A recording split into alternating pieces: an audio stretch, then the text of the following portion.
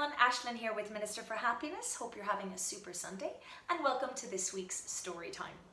As always, I'd like to start by saying well done to you for giving yourself this time to listen to something that can help you impart a little life lesson that will inspire your week ahead.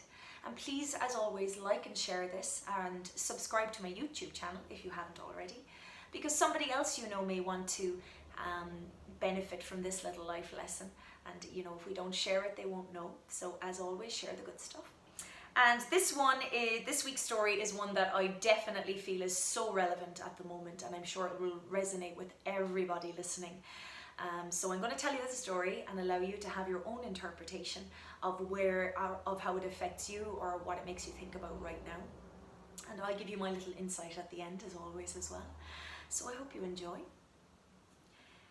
Peter was a young boy who could never live in the moment. When he was at school, he dreamed of being outside playing. When he was outside playing, he dreamed of his summer vacation. Peter constantly daydreamed, never taking the time to savor each special moment that filled his days. One morning, Peter was out walking in the forest near his home. Feeling tired, he decided to rest in a patch of grass and eventually dozed off. After a few minutes of deep sleep, he heard someone calling his name. "Peter, Peter," came a shrill voice from above. As he slowly opened his eyes, he was startled to see a striking old woman standing above him. She must have been 100 years old, with snow-white hair that dangled well below her shoulders like a matted blanket of wool. In this woman's wrinkled hand was a magical little ball with a hole in the centre, and out of the hole dangled a golden thread. "Peter," she said, "this is the thread of your life. If you pull the thread just a little bit, an hour will pass by in seconds. If you pull harder, whole days will pass by in minutes. And if you pull with all your might, months, even years will pass by in days." Peter was very excited by this discovery. "I'd like to have it if I may," he asked. The elderly woman quickly reached down and gave the ball of magic thread to Peter. The next day, Peter was sitting in his classroom. Feeling restless and bored, suddenly he remembered his new toy. As he pulled the little thread, he quickly found himself playing in the garden. Realizing the power of the magic thread, Peter soon grew tired of being a schoolboy and longed to be a teenager, with all the excitement that phase of life was going to bring him. So again he pulled on the ball of thread, and suddenly he was a teenager with a very pretty girlfriend named Elise. But Peter still wasn't content. He had never learned to enjoy the moment and to explore the simple wonders of every stage of his life. Instead, he dreamed of being an adult. So again, he pulled the thread, even harder this time, and many years flew by in an instant. Now he found himself transformed into a middle-aged man. Elise was now his wife, and Peter was surrounded by a house full of children. But Peter noticed something else. His once jet black hair had started to turn grey, and his once youthful mother, whom he loved so dearly, had grown old and frail.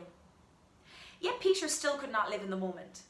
He had never learned to live in the now, so once again he pulled on the thread and waited for changes to appear. Peter now found that he was 90 years old. His thick dark hair had turned snow white, and his beautiful wife Elise had grown old and passed away. His wonderful children had grown up and left home to have their own lives. And for the first time in his entire life, Peter realized that he had not taken the time to embrace the wonders of living.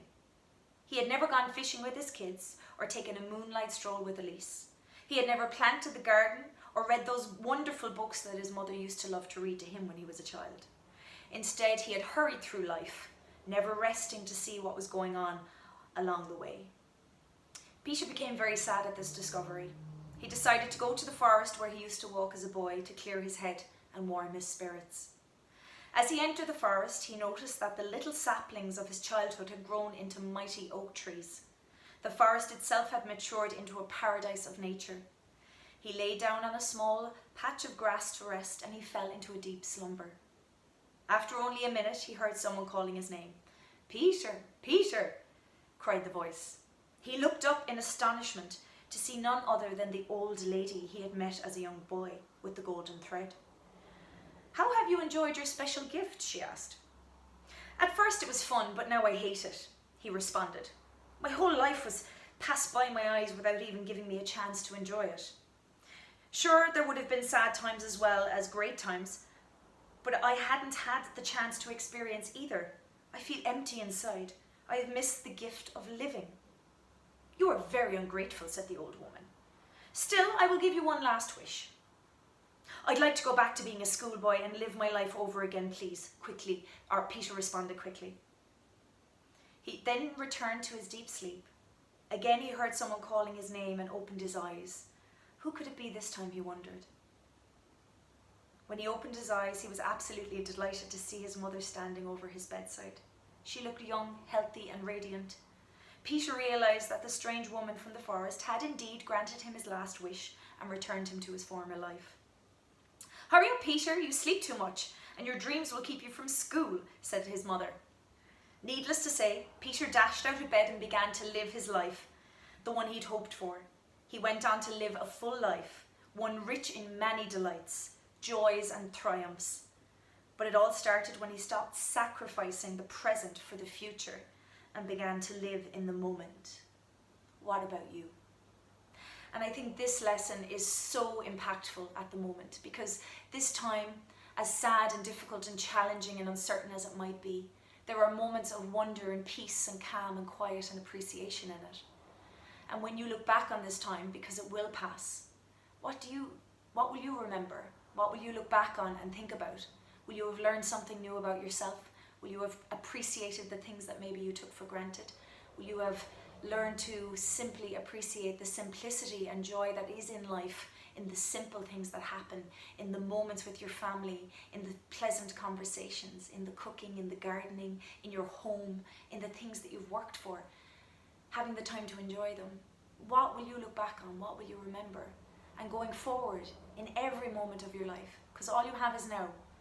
The next moment is going to take over, and that'll be your now, and so on and so forth.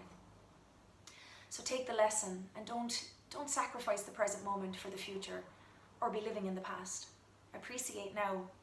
If you're healthy and well right now, appreciate that. And that's what will perpetuate into your life.